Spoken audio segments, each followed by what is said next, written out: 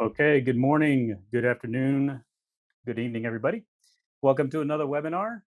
My name is Kyle King. I am the Managing Director of Capacity Building International, and we are joined here by Harold Drager and Russell Dippy from Australia. So thanks again for joining us. I've seen a lot of familiar names and faces, and many of you have been with us in the past with our previous webinars. And today we have a special guest with us, okay, and we're going to talk about Australia.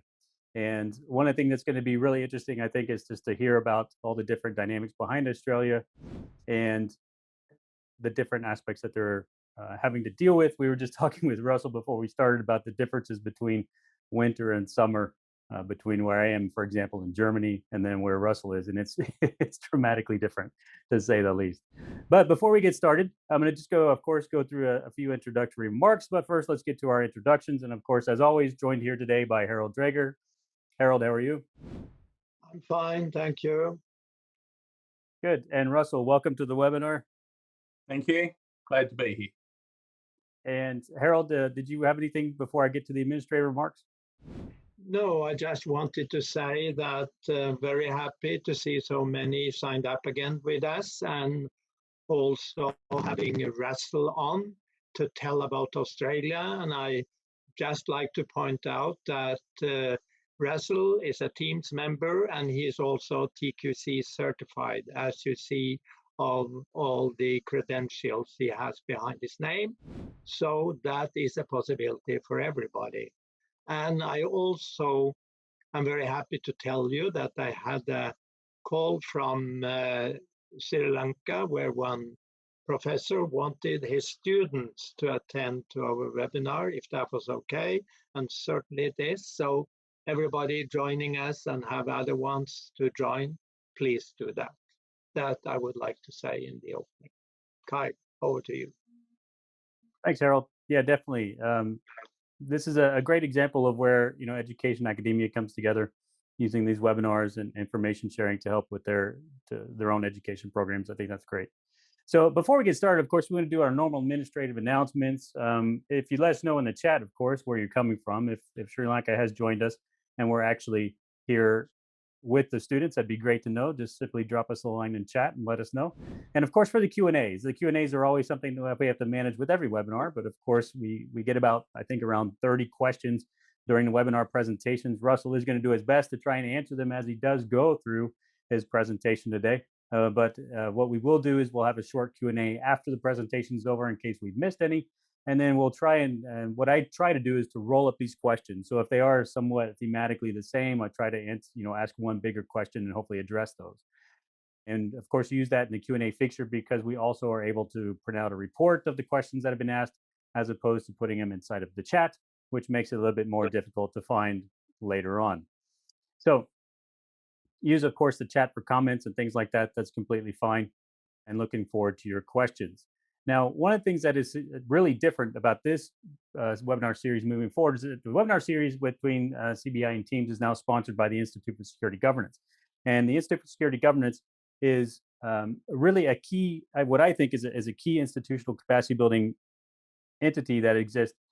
It's working specifically in this emergency management and resilience field. And so ISG is sponsoring our webinar series, and they've developed a series of concise papers, or what they're calling smart sheets, designed to inform government stakeholders from the US, but also partner institutions, about specific institutional capacity building functional or issue areas. Now, you might be asking yourself, like, why is this relevant and how does this pertain to what we're doing in the emergency management field? But this is where you can look there on the right side. You'll see that there's a new smart sheet that was just released in May, and it's about building resilience for national defense. And ISG is one of the very few organizations that I've seen, at least in the international space, that is working and blending these topics of emergency management, resilience, national defense, and security together.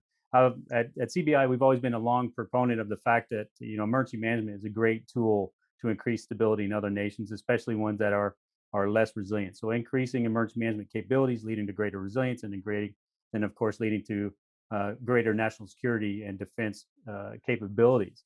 And so I see the ICB role and what ISG is doing in terms of ICB and institutional capacity building is one of the few instances where we're able to see that actually coming into fruition from the US government.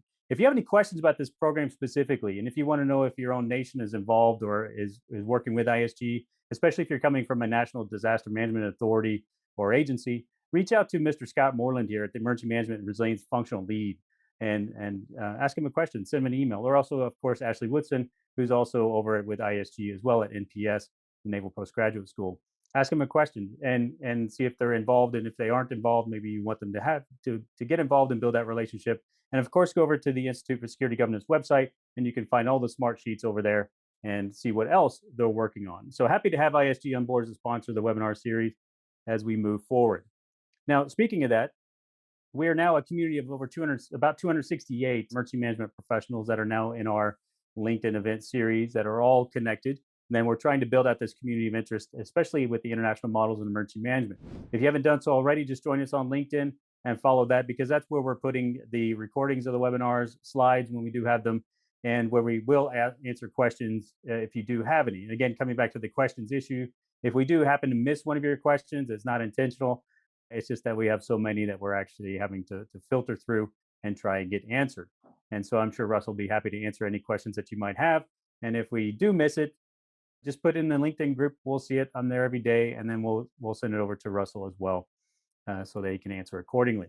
And go ahead and follow Teams and the International Emergency Management Society and ISG and others on social as well. They're all there, and stay current on the events. So as far as future webinars, as we're moving forward, we now have United Kingdom coming up next after Australia, Bulgaria, Thailand. A new edition of the Pacific Disaster Center will be joining us. And then we have Italy, Germany, and the future of emergency management discussion is something that I think particularly you won't want to miss, because that's going to be a panel discussion with a number of the previous representatives that have been here throughout the webinar series. And we're going to be talking about the challenges facing the emergency management community and what's happening in the future, and what really the future of emergency management now, post-pandemic, and everything else that we've learned. We're also going to go into a smart cities presentation by Teams, and also a data science presentation as well. Are all currently scheduled. And because we are so spread out, because it is the International Emergency Management Society, there are a number of time zones that we are dealing with. So again, not every time zone is going to fit perfectly. If you're in California, it is a very early morning for you. So that's why we record these, and we do post these later on, so that everybody will have the ability to at least view the webinar later on after we've gone through post-production. But just keep that in mind. We're not trying to target just one specific audience. We're just trying to find a best time zone for everybody, and it does fluctuate based on the speaker as well. So that's just the simple administrative remarks I got for this opening. And Russell, now I'll turn it over to you, and looking forward to the presentation. Thank you. I hope everybody can see the presentation.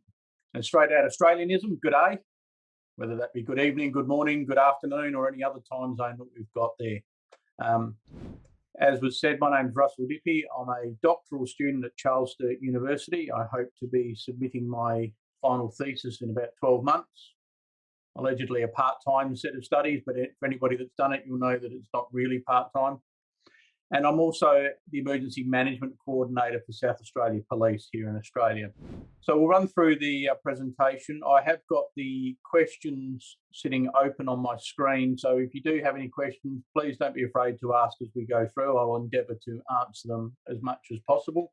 I have included links on the slides, including one that I saw when I was doing it, where it gave me a quick QR code, which I'll explain as we go through some of the resources that are available to everybody in an open format for you to get through. So Australia, Kyle and I were talking beforehand about the difference between winter in Germany and winter in Adelaide.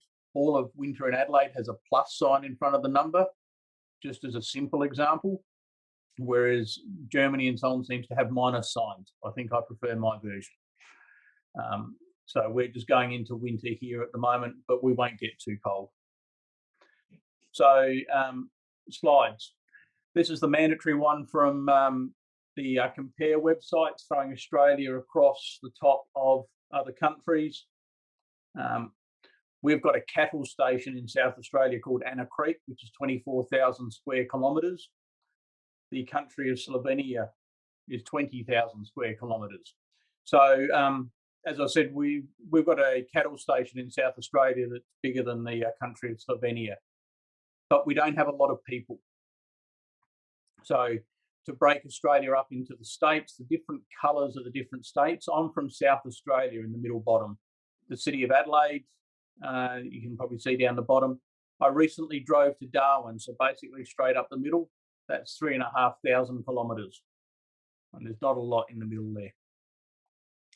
So the Australian arrangements may vary from some of the other countries in relation to the number of agencies that are involved in emergency management and some of the roles that are undertaken. By the same token, we have a number of the same sorts of emergencies, maybe a bit more of a spread. So we can go through from floods to fires, which you've probably all heard about for Australia. We do have some earthquakes. Australia, though, is not on the edge of a plate. We're on a mid-plate. So we don't tend to have the severe earthquakes that you hear of in New Zealand or in areas of the United States. Drought can be a problem for us. It's not normally considered an emergency, but for those that are suffering drought, it is to them. We have had cyclones, we have had exotic animal diseases, and of course, like everyone, we're suffering from the impacts of COVID. But the fact that we're an island means that those impacts are considerably less than some other countries. So if we break it down, Australia is a federation of states. So under the Australian Constitution, the Australian government, the national government, is responsible for limited issues. And most of those issues relate to Australia and its relationship with countries outside of Australia. Things happening within our national border, within the individual states, are the responsibility of the states. Comparing with our American friends, we see a lot of stuff on the news media around the country of the National Guard coming in to help. In Australia, all of defence is an Australian government resource, and the ability to use defence assets is very limited based on our constitution. The states, in the first instance, are required to do everything they can to address the issue with their own resources. So it does put a lot more emphasis on the states, but it does lead to the states having a lot of mutual aid type arrangements, a lot of commonality of process, a lot of ability to share equipment and resources. But bearing in mind that the next nearest capital city to Adelaide, which is Melbourne, is 800 kilometres away, talking about sharing is something that comes with a time impost. And that always needs to be considered when you're talking about moving resources, people, equipment around Australia. So regardless of all the numbers that are on here, they're just there for your reference. The bold numbers on the right-hand side are what I wanted to highlight. If we look at our full-time paid firefighting resources across the country, we've got nearly 22,500 firefighters. We've got 201,000 volunteer firefighters. Our state emergency services, which are about storm and weather-related sort of emergencies, paid and volunteer, there's 25,500, and total police, both uniform and non-uniform, or sworn and unsworn, there's 140,000. Sounds a lot in total, but when you consider that Australia is 7.5 million square kilometres, that number of resources doesn't actually spread too far. It does give us lots of space where there's nothing. There's limited community, there's limited populations, but there's also limited resource if something were to happen. So lots of numbers, but purely there, pick on the other ones, and if you want the other numbers for your own breakdowns, it's there for you. So as I said, we are a federation bound by the Australian Constitution. The Constitution has what they call a division of powers in it. Australian government external, states and territories internal. The Australian government, though, doesn't leave us to our own devices. It will come and help if it can help and if we have exhausted our resources. By the same token, though, the equipment, resources, and capabilities that the Australian government has are very much fit for the purpose for which they have them. So, for example, recently during bushfires, we were looking for some bulldozers. Our friends at the Department of Defence said, we've got one of them. It's a bulldozer attached to an Abrams battle tank. Will that do what you want? Nothing personal, something like a 25-foot battle tank bulldozer blade is probably just a little bit of overkill, for want of a better word. Rick's asked, do individual cities and municipalities maintain their own police? No. One state, one police force. We do not have multiple police forces. I know on one set of numbers I heard that there were more police forces in the United States than there are actually police officers in Australia. So my state, South Australia, we're 5,000 and a bit police, but that's it, one agency. The Australian government has a policing agency which has special agents type stuff. They have jurisdiction for some issues across the state, but their focus is very much on the transnational organised crime, those sorts of cyber-related issues. So I hope that answers your question, Rick. Over recent times, we've done a large number of reviews. Those reviews vary. There's the mandatory internal review or debrief. There are independent reviews. Australia, having come out of the English system, has the role of the coroner, whose job it is as a judicial officer to investigate deaths where the cause is unknown. It's an independent review process that operates as part of the legal system, and they will do reviews. And as police agencies, we are very much subject to review by the coroner. We have state-based royal commissions. So again, based on our English background, it's a legislative review with powers to actually go through and ask questions. And we have national ones. Now, I've put a couple of examples in there because they have put a lot of emphasis and a lot of change on how we are dealing with some emergencies and some concepts, and even now down to COVID as a result. And I'll give you an example of the state-based Royal Commission. So in 2009, there was the Black Saturday fires in Victoria. That's the state immediately to the east of South Australia. And in that fire, 179 people perished. The state of Victoria set up a Royal Commission. And one of the findings there, which came out in its report in 2010, and you can search it yourself on the internet and download the 4 volumes of the final report and the volume of the interim report. But one of the findings there was about telling people about the emergency more so than doing something about it. So not being demeaning of our firefighters. Firefighters, it has been said, put wet stuff on red stuff to make black stuff. In the past, we have spent a lot of effort throwing an awful lot of water at fires in the hope that we will save people's lives. The Victorian Royal Commission came back and reminded us that if we actually told them not to be there, if we actually addressed that issue of public information and put as much effort into that, we wouldn't have to worry about as many people perishing in what we've done.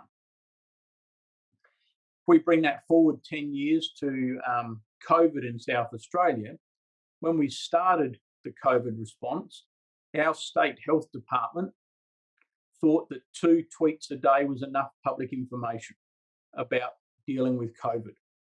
And we had to spend a lot of time educating them on what had been learnt from previous events, in that we had to spend more, or as much effort telling people about COVID and its effects and what they need to do, as what we needed to do with actually fighting the COVID example.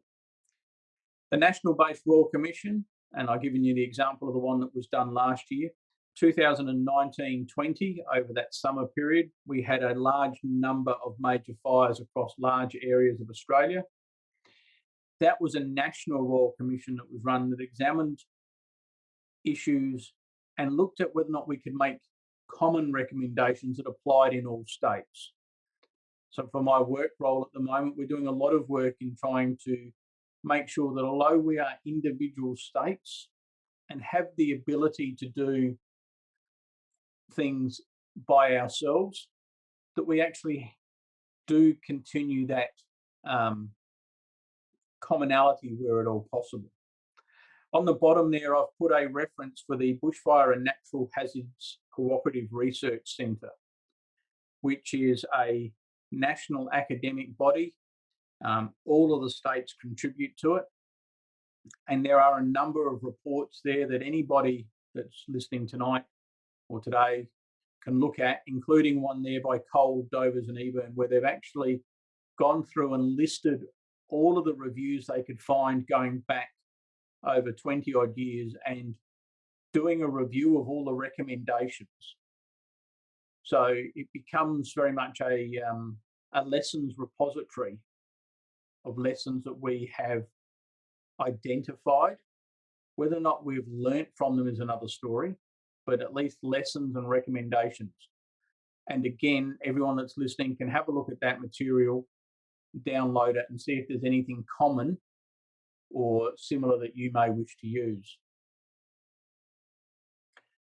Very busy slide. I think the key thing is I managed to put a little QR code down in the bottom. All of the documents and so on that I'm referring to in this slide are actually available from the Australian Institute for Disaster Resilience, which is where that QR code will take you. All of those handbooks are there. So if we go back to the underlying principles of emergency management in Australia, funnily enough, most people here will recognise it. Comprehensive: prevention, preparedness, response and recovery. We don't do the slight variation that the US does with mitigation at the beginning. We do prevent and prepare. We again look at all hazards. For my state, we have one state emergency management plan, and we apply that plan to fire, flood, pestilence, or any of the other types of emergencies. But the one which almost fell by the wayside for a while until the Victorian Royal Commission came up was actually the prepared community. It had existed for a while. People understood it, they said it, they didn't necessarily do it. So we've done a lot of work in trying to build the communities up to go to work with us, or us to work with them in relation to it.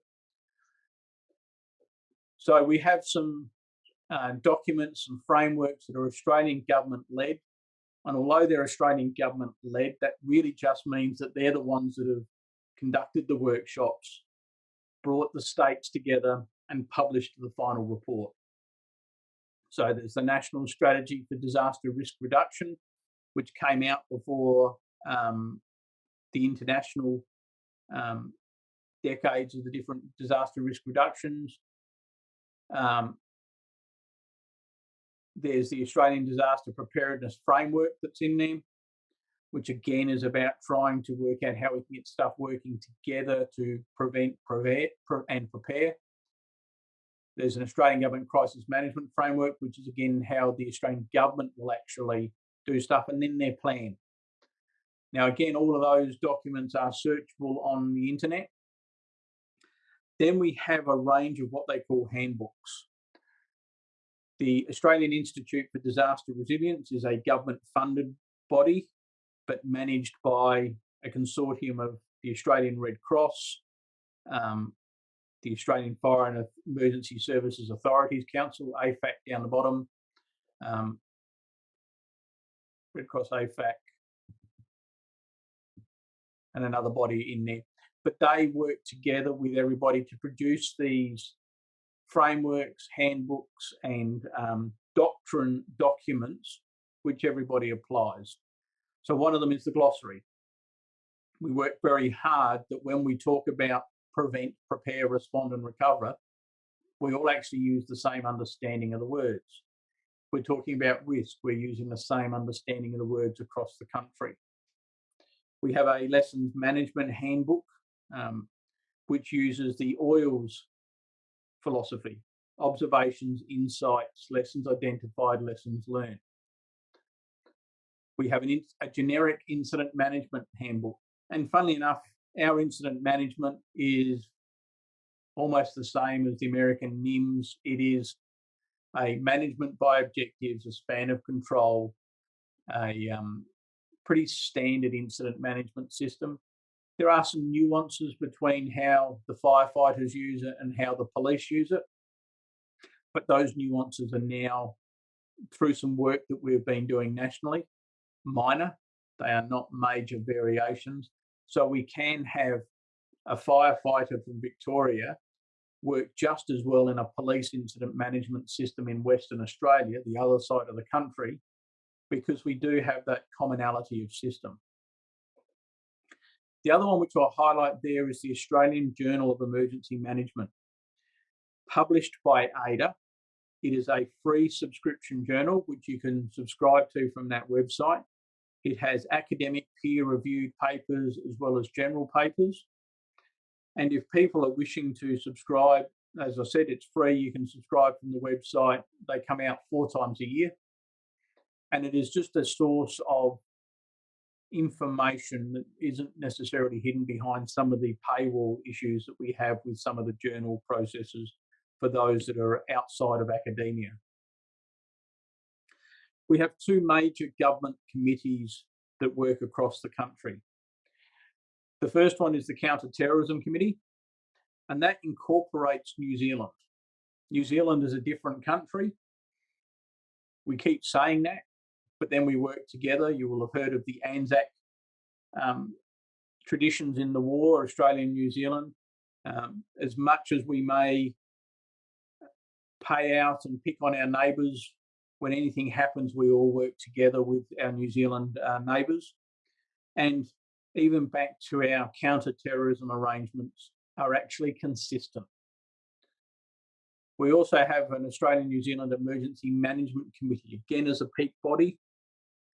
Again, we keep New Zealand there as a member. They don't necessarily have the need to, or they don't contribute financially to the works of the committee like other committee members do, but they do contribute to the intellectual processes of the committee. And from our state, I know we sent resources, policing resources and firefighting or urban search and rescue resources to Christchurch when they had the earthquake. And that was built on the fact that we already had the relationships, we already had the understanding, we were running similar systems and were able to do it. There are also some joint forums, which I've put down the bottom. So AFAC, which got its acronym before it expanded its name. So initially it was the fire agencies across the country. And then it expanded to include the emergency service and the land management agencies across the country. Now, whilst as I said to Rick, that we've only got 1 police service in each state, we do tend to have a few more variations around fire services. So in Australia, we will often have a paid metropolitan-based career firefighting service that deal with structure fires. And we will have a predominantly volunteer-based, but with career staff support, fire service that deals with what we call bushfires, some may call wildfires or scrub fires. We have land management agencies that may have some of their own firefighting resources. In some states, that leads to there being 3 streams of fire service, paid, volunteer and land management. In South Australia, what we've done is the land management fire brigades are actually part of the bushfire brigades as part of the structure, and they work as one. even though some are sourced from different sources. The other independent joint forum that sits there is what they call ANZPA, Australia New Zealand Policing Advisory Agency. And again, that's all of the police services. So whereas AFAC has got 30 or 40 member agencies, ANZPA is simple. It's got 8. The 7 Australian, or 9, sorry, the 7 Australian, the 1 national and the New Zealand representatives on there. And that's about trying to make sure that we have consistency in policing practices, systems, resources, training, etc.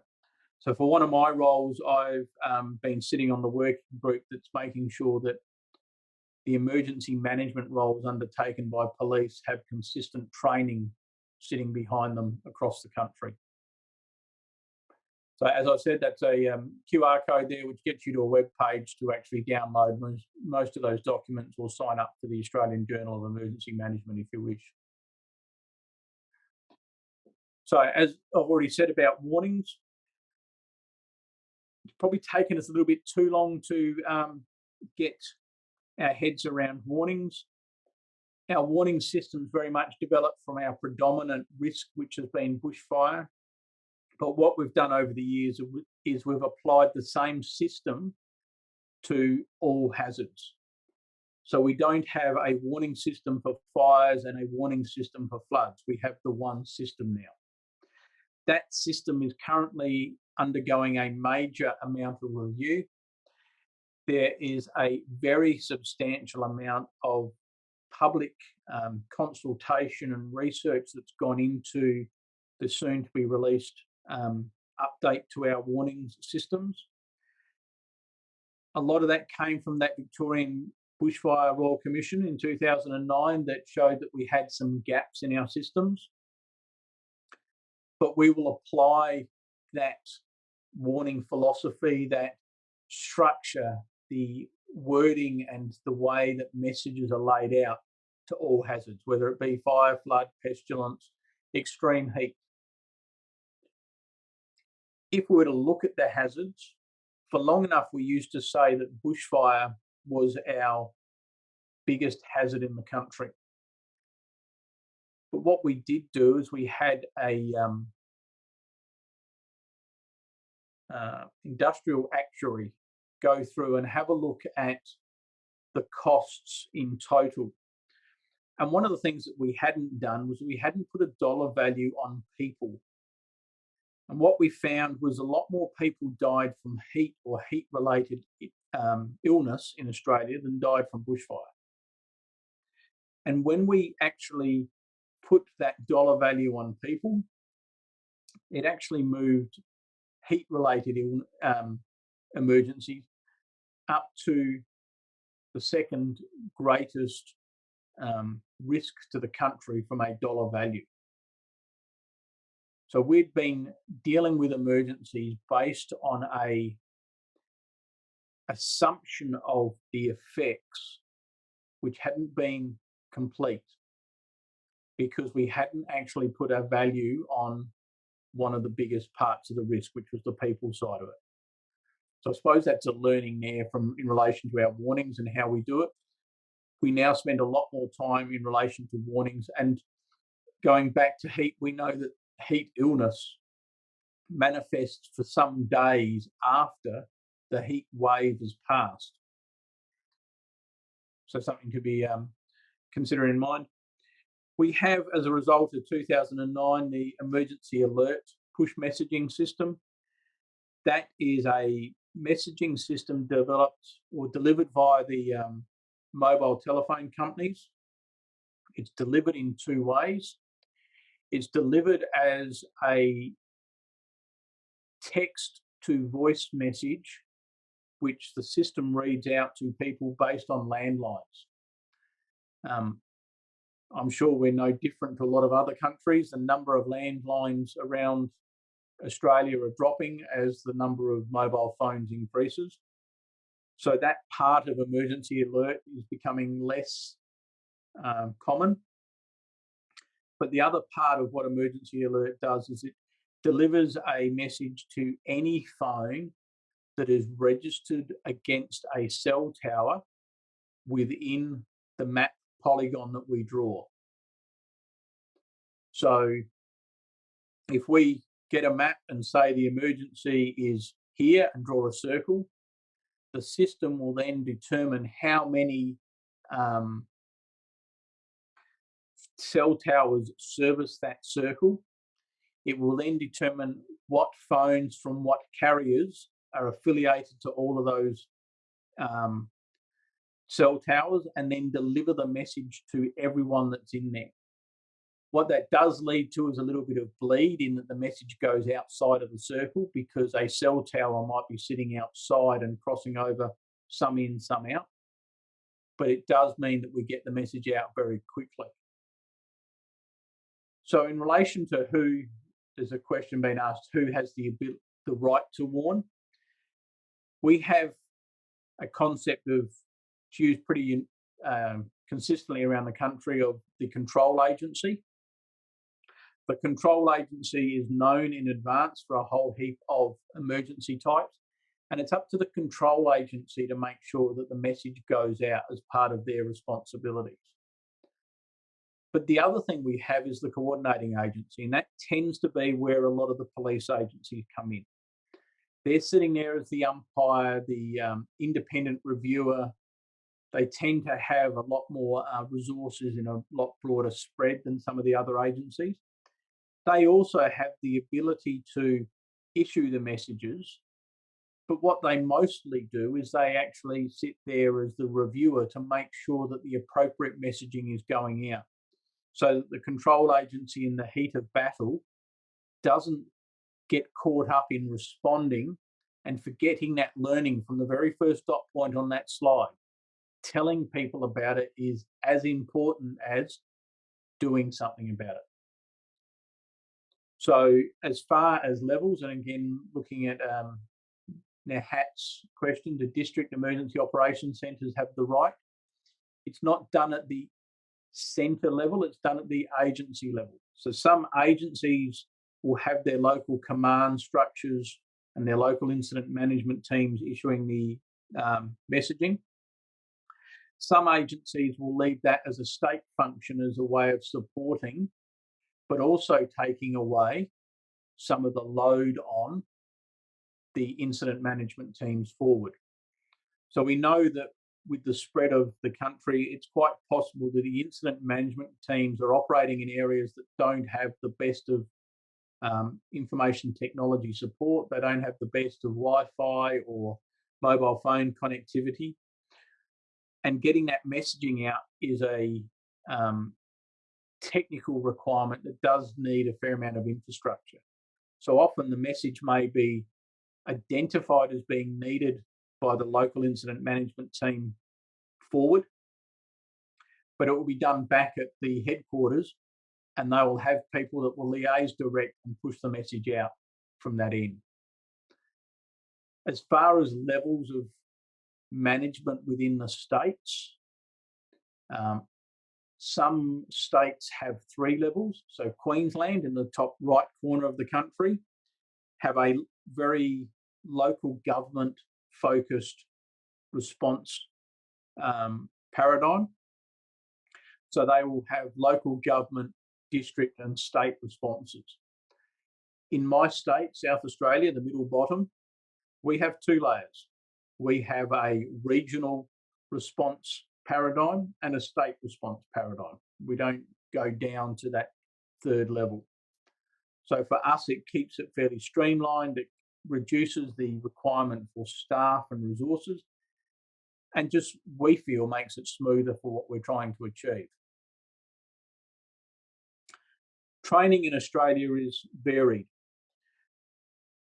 So as I've indicated, all of the people pretty well that are involved in managing emergencies have grown up in emergency response agencies.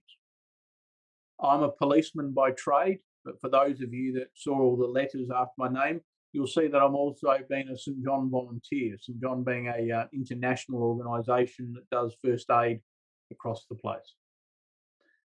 A lot of other people who are managing emergencies, have come up through the respective fire, state emergency service or police agencies and have taken on that management role. They haven't necessarily come out of school or other areas of industry and decided, I'm going to take on the career of emergency management.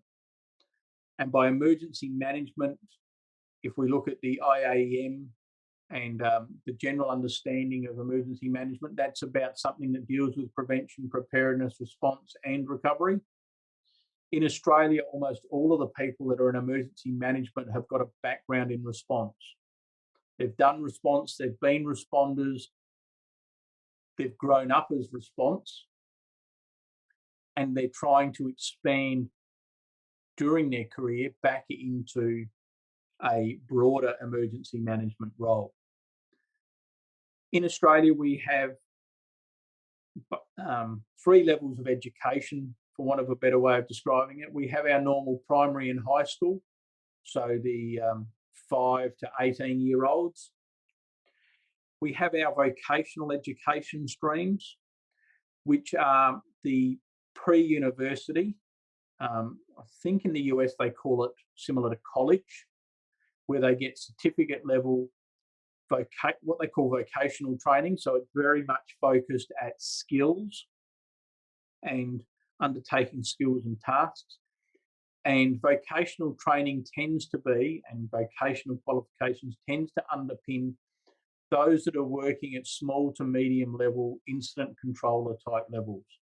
So their skills, their training and so on will all be vocationally based. Where we have a little bit of advantage is vocational training in Australia is coordinated nationally. The units of competency, as they call them here, are managed centrally. And I have just sat on a national committee last year where we reviewed the national emergency management units of competency so that we have consistent units and consistent qualifications for those levels of people. Then we get into universities. And although a university as an organisation is accredited, the resources and the delivery of university subjects and degrees, etc., is very much up to the university. So the university, all the universities in some ways are competing for students, they're competing for research dollars, they have that level of competition. We don't have consistent university training in relation to 3 universities will deliver the one product. We'll have 3 universities deliver a degree qualification that uses the words emergency management somewhere in the title, but what they deliver and the focus upon which they apply to their education is different. So some of them may be sociology based, some of them may be science and engineering based. They'll still talk about emergency management as the title of the degree. The university level of education is not common across Australian emergency management. In my agency, for example, I'm the only one with a master's in emergency management from a university. I'm the only one that's ever started a doctoral program within a university in my agency. In fact, there's only one other doctoral student across emergency services that I know of at the moment in South Australia, and they've had to take a sabbatical from work to try and keep up with their studies.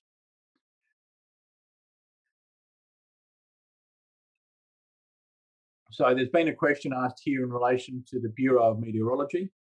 The Bureau of Met is a national capability that's administered by the Australian government. I think it sits under one of the science departments, not Home Affairs.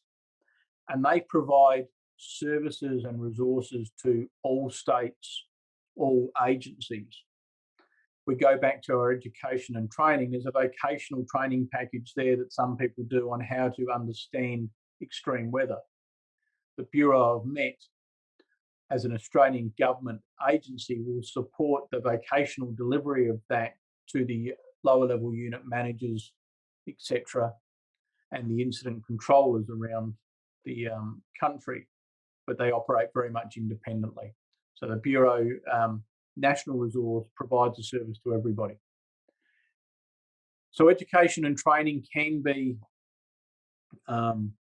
fragmented. Not everybody is required to do vocational training. If you're delivering vocational training in Australia, you've got to meet a whole heap of registration requirements and standards. They call them registered training organisations.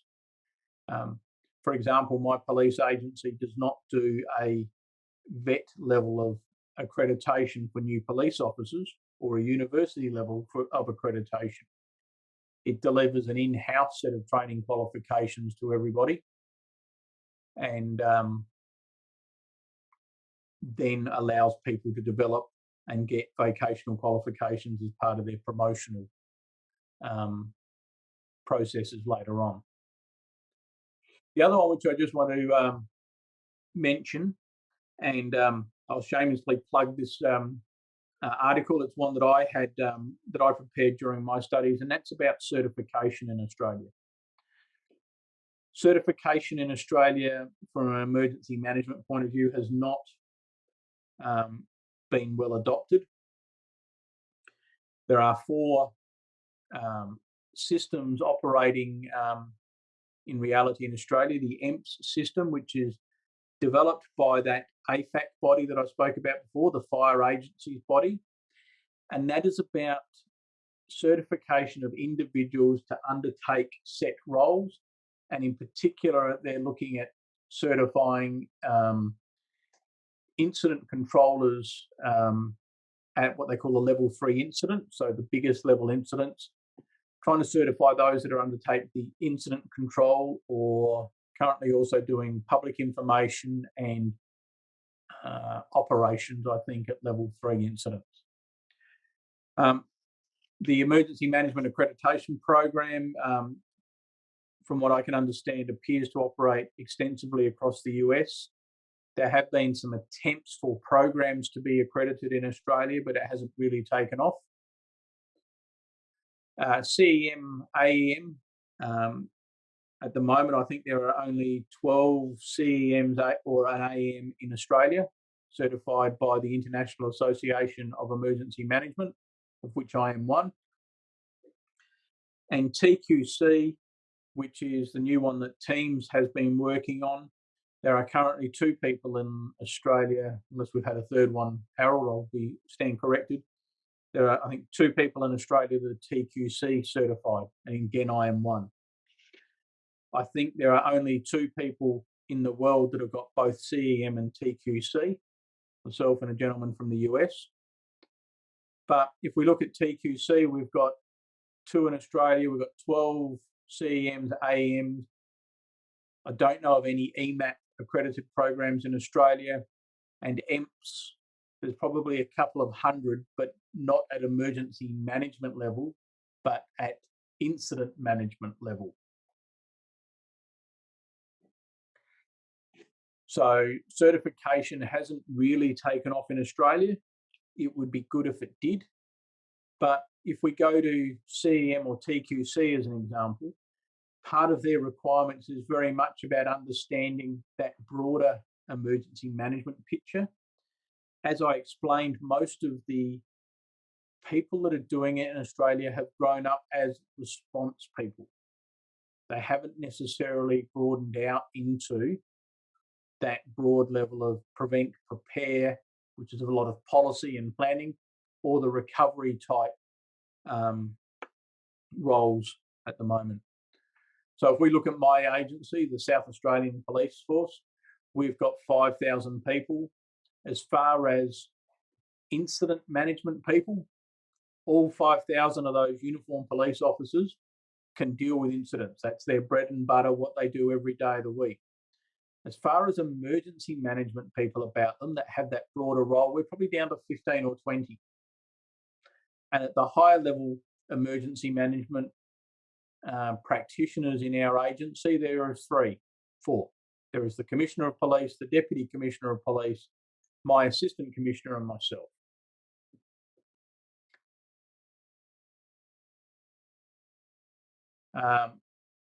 Vinod, you response capacities in relation to SIDS. I'm not too sure what you mean by SIDS, so I'll come back to that one. In relation to preparedness and response for extreme events, climate change and COVID, Australia, as part of its doctrine, always considered that it was doing all hazards. So it tried to write plans and processes that would do everything, even though we always seemed to focus on bushfire primary, flood secondary, and everything else a long way down the list. But what we proved during COVID in my state, for example, in the early days, our health people were really good at being health people. They weren't necessarily really good at being broader multi-agency managers of emergencies at that high level, complex, whole of community with a large requirement for public information and messaging. What we were able to do though, and thankfully for us, our fire season had just about finished when COVID started. We had within our fire agencies 4 high-level pre-formed incident management teams. And we were able to move one of those fire-based incident management teams into the health building, and they were able to talk about incident control, safety, planning, operations, logistics, intelligence, investigation, public information, and recovery as functions within an incident management structure. And they were able to quickly bring the health people who were very focused on the clinical response to the health incident along for the purpose of being able to manage that broader emergency management, that broader multi-agency complex issue. They were able to develop those skills, and over a period of time, that incident management team actually stepped out and health took over and developed those skills. Climate change, as a country, we have recognised. I would say we are not alone in that we have not done as much as what we could in relation to the emergency management side of climate change. We are recognising a lot more of the effects of climate change, whether that be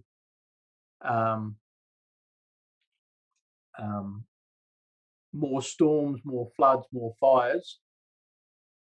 But whether or not we've done enough to prevent and prepare is something that's probably a very political set of statements. I think some aspects of the community say we haven't done enough. Some aspects are saying we're doing too much and it's costing too much. It is probably a common argument across the world about what we're doing.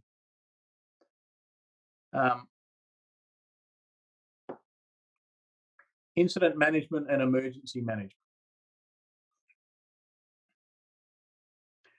If we look at our standard incident management systems, we will have somebody in charge of doing something, an incident controller, that will come from an agency that has the specialist skills to deal with it. And they will deal with the response. They will put the wet stuff on the red stuff. They will patch up the injured persons.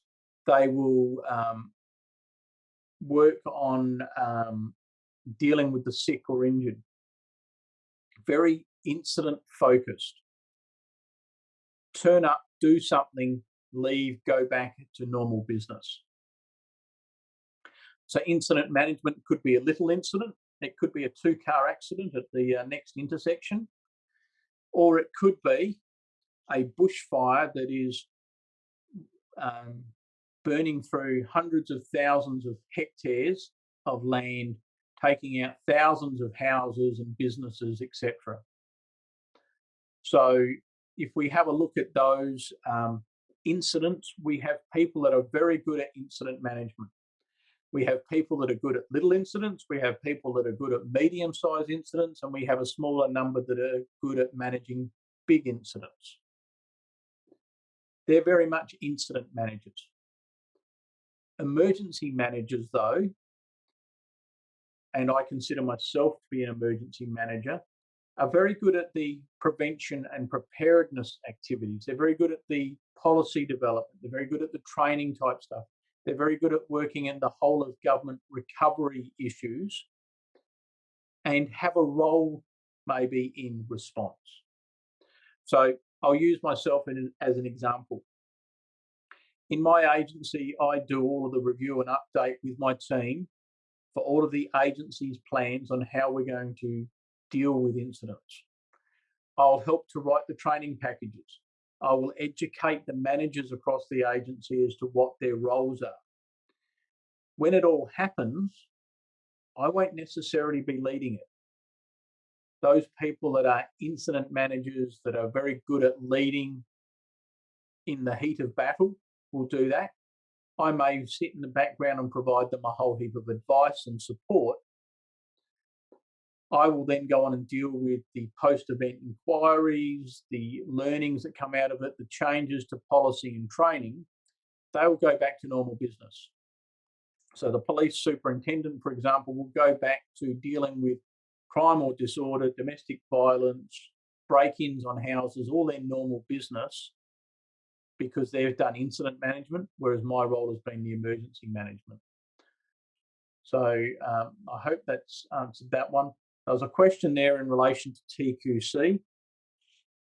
TQC is a system that the International Emergency Management Society has introduced as an emergency management certification program.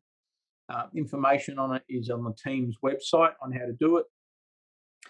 It's a similar sort of system and scenario as CEM from the US, but whereas CEM in the US focuses very much on US focused standards and documentation, and then some processes around certification, and for example, very focused on NFPA 1600. In the TQC model, the standards and documentation is very much around the European side of the world and what some of the underpinning standards and certification and documentation and standards are there. I don't think that they compete. I think they complement. I'm in Australia. We've got the US on one side and Europe on the other. I've deliberately undertaken both to give myself a broader understanding of both sides of the house. So I hope that answers your question about TQC. So I'm pretty sure that's an overview. Happy to take questions, whether they be verbally or we stick with them online with people typing them. Kyle, I'll leave it to you as to how you best want to go through with the information sharing and question part of our session. Sure, great. Thanks a lot, Russell. So we've had a couple of questions, and we'll just start with this one. It came out, it says, do you use different emergency management models within different emergency services? If so, are they built on the same principles, or is other measures done to ensure operational and tactical cooperation? So are all the models the same across the board with all the agencies at state level and national level? So there are two incident management systems in use across Australia. We shamelessly plagiarise them from the American NIM system. They are both built exactly on the same system that we plagiarised them from. We have the police version and the fire version. When you put the two org charts side by side, the only difference is the police version is a little bit more focused on multi-layer type incidents where you have a local, regional and state type involvement. And it includes recovery as a key aspect, whereas the fire service one is focused very much on the incident level and not what happens above the incident. but all of the underpinning principles are the same. Management by objectives, span of control, all those things that people that have got any sort of system that's remotely linked to the American NIMS system will understand. And we've nearly got them almost exactly the same, and that's part of my work nationally. Is I'm on both steering groups. My aim is to cut myself out of one committee if I can get them both working together, nearly but not quite. Okay. All right. So a couple of questions, because I was thinking as you were giving your presentation. The first one being, you had mentioned that you were offered support during the bushfires for basically military assets, right? Yep. What is that coordination mechanism? So again, you had mentioned there's these state level authorities, and if I understand you correctly, that is essentially what we might consider in the States like the lowest local level. Is that correct? And if that's the case, like what is the mechanism that you are requesting or a state is requesting for additional, let's say, interagency resources such as the military? So to try and put it from what I understand of the US, and I may be slightly wrong, the state here is a state there. Mm. We don't have all of the counties, districts, local governments. We have them as local governments. We don't have them as owners of response and recovery organisations. They deal with rates, roads and rubbish, to put it into the Australian vernacular. They don't deal with, they may have some parking inspectors. Everybody seems to hate parking inspectors, but they don't have police. They don't have their own fire. They don't have their own emergency services. They don't have their own ambulance. All of those resources are provided and managed at state level only. Defence assets are owned, managed and provided from the Australian government. The Australian government may have some of those assets in each of the states as part of our defence posture. But if we want to use them, we need to formally request them from the Australian government. We don't have a big thing about guns in Australia. We've got rid of them. If we want to use Australian defence assets, soldiers to come and help, and they're not carrying guns, it's a little bit easier.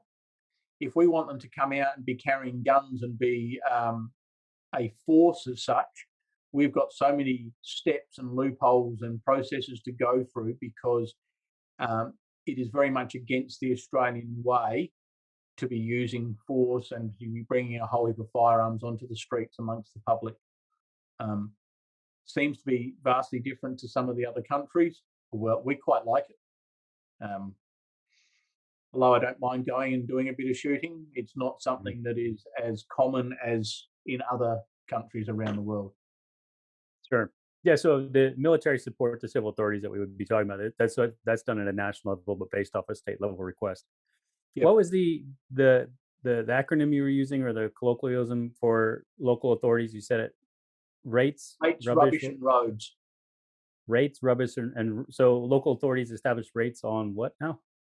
So they will put a land valuation cost against a homeowner. So I will pay the rates to my local council, and they will maintain my local streets. They will trim my local trees. They will take my rubbish bin out. They will collect any stray dogs and cats and that sort of stuff, and hopefully not annoy me too much more than that. Okay, interesting. So when we talk about, because you also mentioned that the Australian model is, was it protect, prepare, respond, recover? Is that correct? Prevent, prepare, respond, and recover. PPRR. Okay. Prevent, prepare. Okay. Where does mitigation fit into that? So we will sometimes use mitigation instead of the two Ps, prevent and prepare. Depending on where you look at it, some people use them independently. We find that PPRR allows us to break it down a little bit better, because I struggle to understand how you can start mitigating for a disaster when you've already had it. That seems to me very much to be dealing with the closing the gate after the horse has bolted. So if we prevent and prepare, I would suggest that's probably better than waiting until afterwards and mitigating for the next one. Not to say that we don't learn from what we've done in the past, So we very much think about that prevent, prepare. We very much think about making sure that whatever we develop now is able to be used for multiple things. So we have a disaster victim identification capability, but we will use DVI for a terrorist incident. We will use DVI for a multi-car crash. We will use DVI for a plane crash. We will use DVI for a bushfire. It's still the same skill set, but used across multiple environments. We're running a little bit long, but I just wanted to maybe ask another question, if I could, really quick, Russell, which is about the disaster risk reduction platforms. And so you had mentioned DRR. And what does that, again, kind of fit into this construct? I've seen, because the reason I ask is because we've seen in various different nations, there's different, let's say, levels of integration, I guess I would say that, of disaster risk reduction platforms and different points of view with different national models. What is your take on DRR and Sendai framework and everything else that goes along with that into, currently what you're working on and what you're doing? So DRR and the Sendai framework, the Australian government is a signatory to all of that. But as we've got that separation, the Australian government deals with what's happening outside of our borders. The states deal with what's inside. We've got the feds that have gone and signed an agreement and they expect us to do some work, but not necessarily giving us some money to do it. So there is a little bit of disparity between what they're signing us up for versus what we're actually able and resourced to do. That doesn't mean we're not trying to do it. We do it using prevent, prepare. We do it with what funding we've got. I think we're probably not alone in that response always seems to get the money.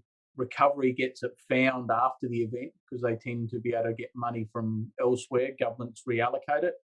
We would really like to actually prevent and prepare, actually not have it happen, do ourselves out of a job. We haven't yet got there. Would be a nice place to be. So we are using those international frameworks to try and support what we're doing within the environment in which we work. So yes, we're aware of them. Yes, we report against them as a country. We don't necessarily have them fully understood from the incident managers in the agencies.